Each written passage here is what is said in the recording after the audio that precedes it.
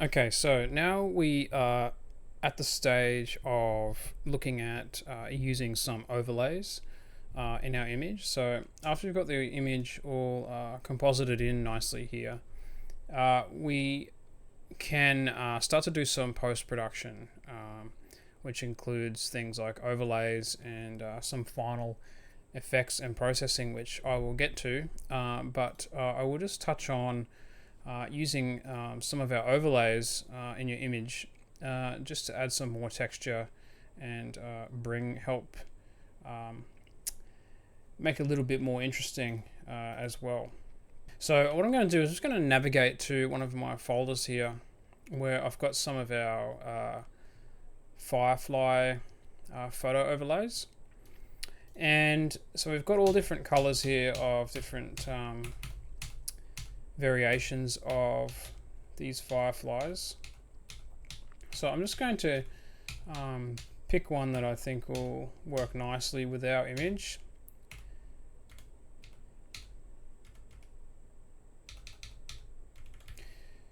So yeah, so what I'm going to do is I'm going to try this one here and just see how we go and talk about blending and different effects we can do. So if you like, sometimes it can be quite hard to make a decision on what kind of layout you want in your image. But for example, so I'm just going to drag this one in here.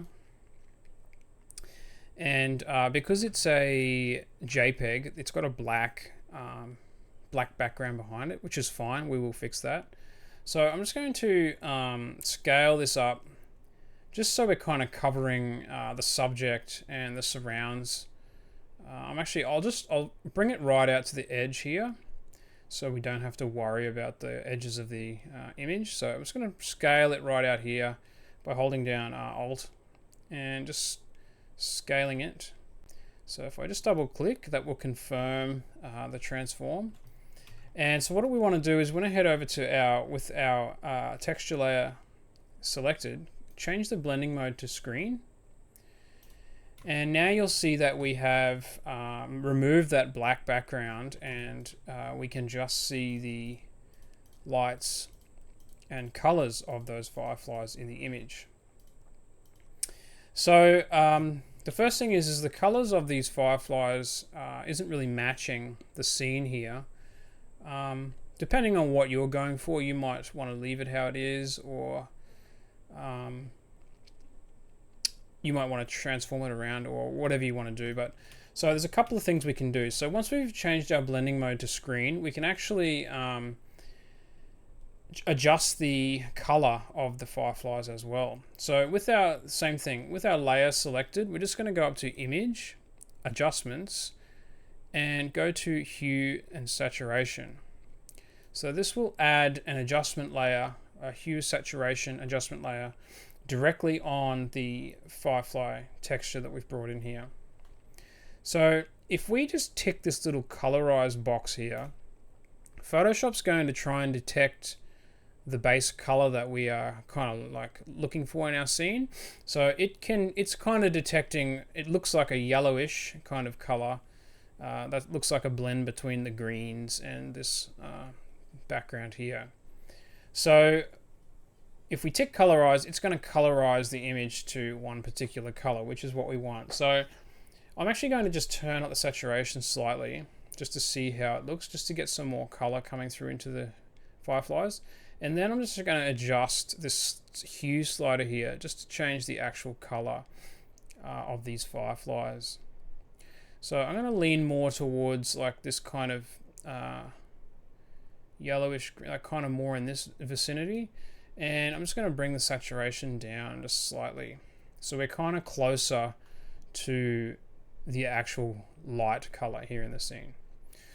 I'm not going to change the lightness because doing so will add more white to the overall image and that will make it too bright. So actually, no, I am. So,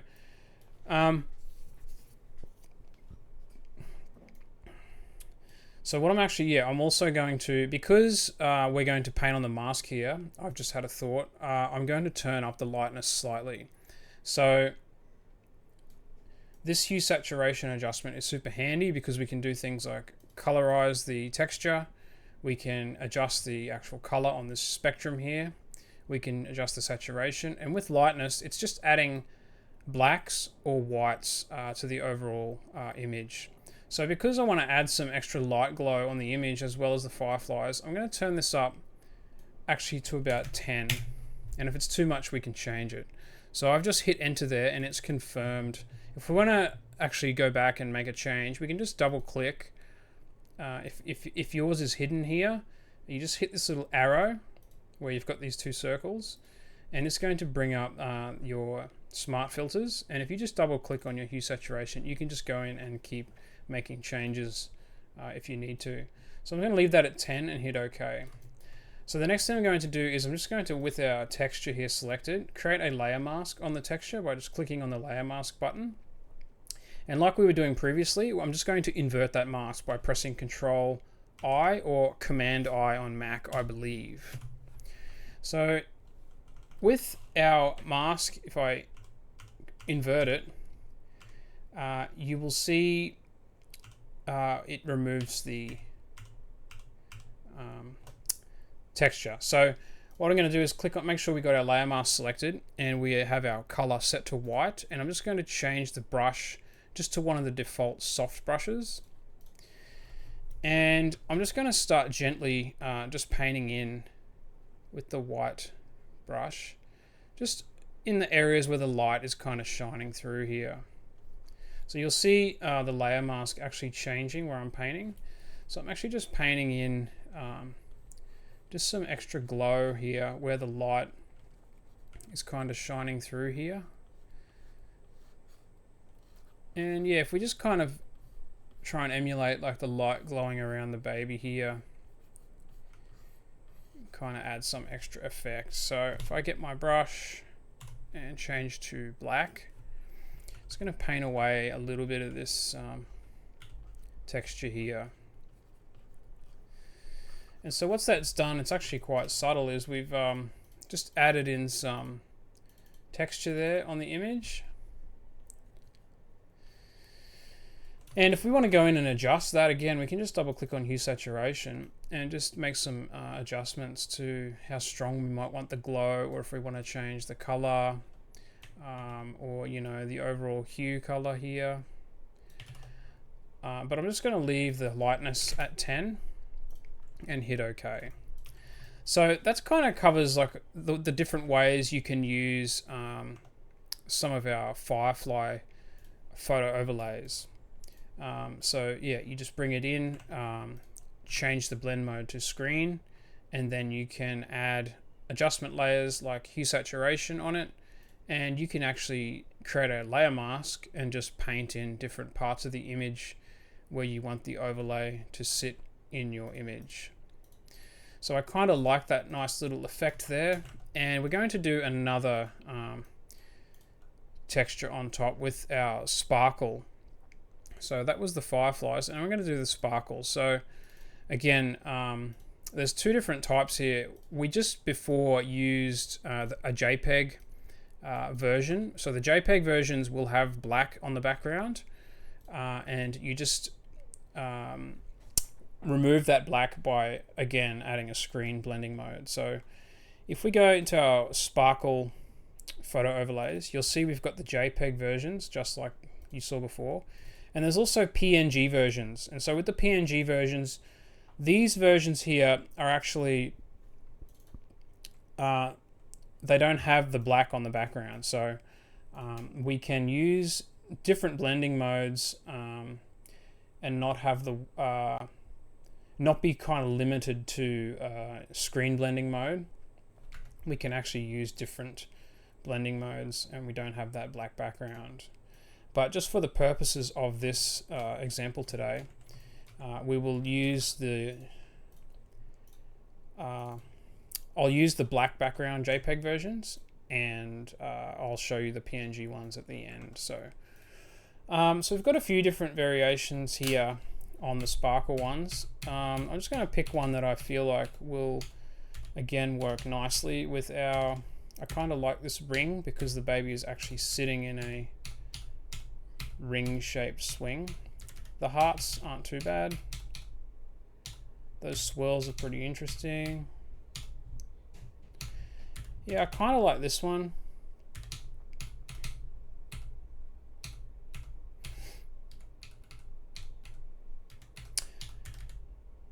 Might go with this one here. So that's number 40. So we're just going to bring...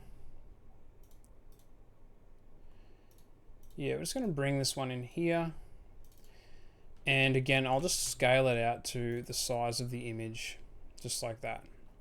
And we're going to change the blending mode to screen. And we're just going to see how that looks. So I kind of like, it's an interesting effect there where it's kind of circling around the edge here.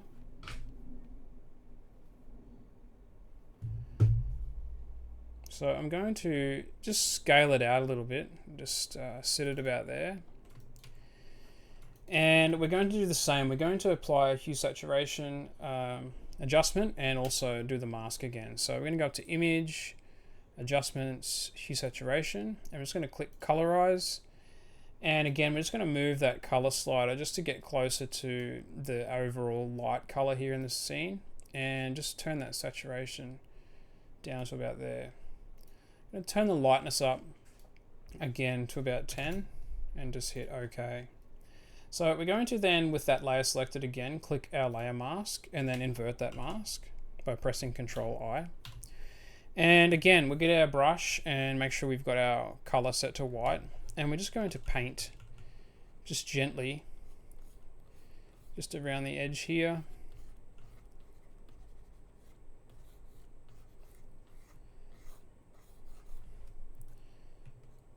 Just like that.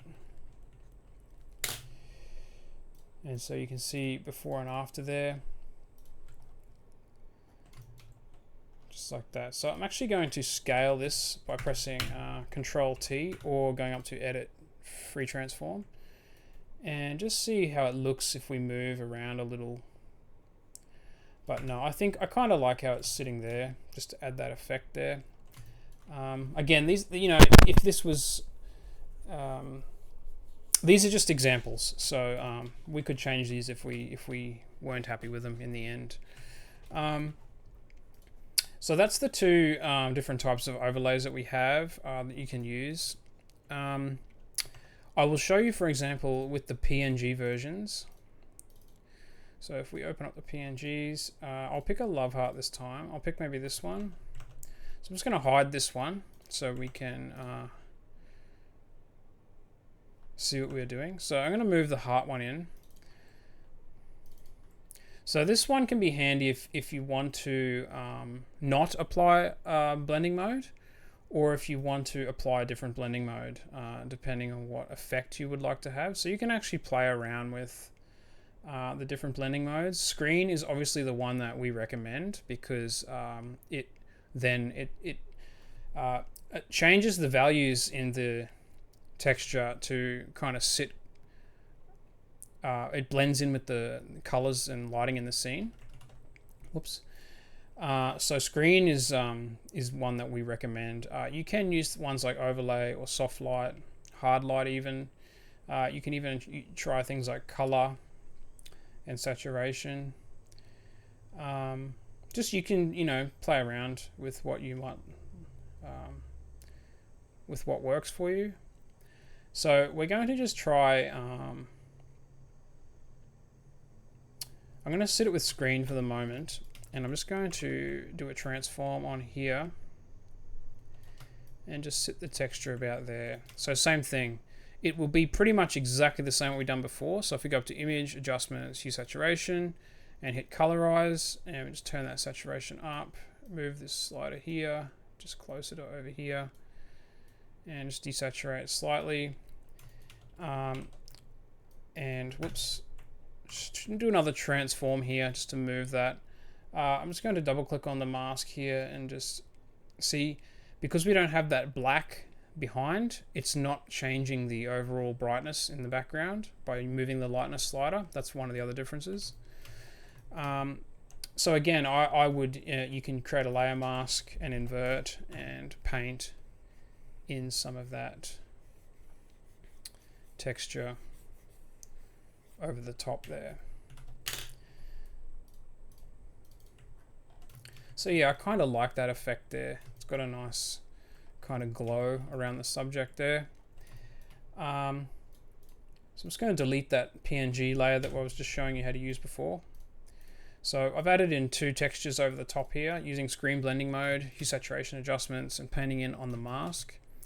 Another effect we can look at doing is if we've got our textures in and we don't like how sharp they're looking, or they're not kind of matching the effect that we want, maybe we want kind of like a blurry kind of effect on them, we can change that as well. So if we just click on the adjustment, the texture that we want to affect, if we just go up to filter,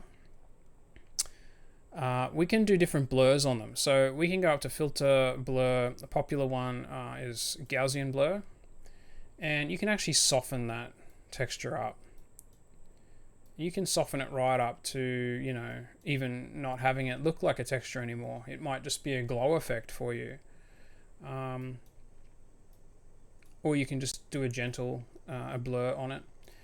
So that's with the Gaussian blur. You can also go up to filter, blur gallery, and try field blur. And field blur is similar to Gaussian blur, but kind of adds more of a lens emulated blur, like a non-focus blur on the texture. And yeah, you can set it to something. So I'm just adjusting it by just moving this here, and you can see we can actually adjust the field blur up here as well. So if we kind of move it into a range like around 45 and hit OK,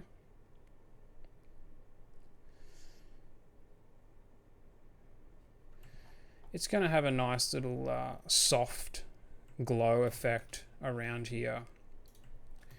So that's just a couple of ways that we recommend you use our overlays.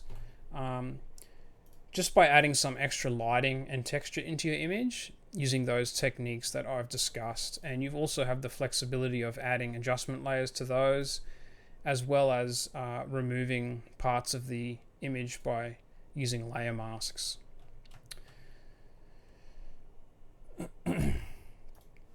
So now I'm going to move on to briefly demonstrating some additional backdrops, and then we will move into final touches on our image and then exporting our image.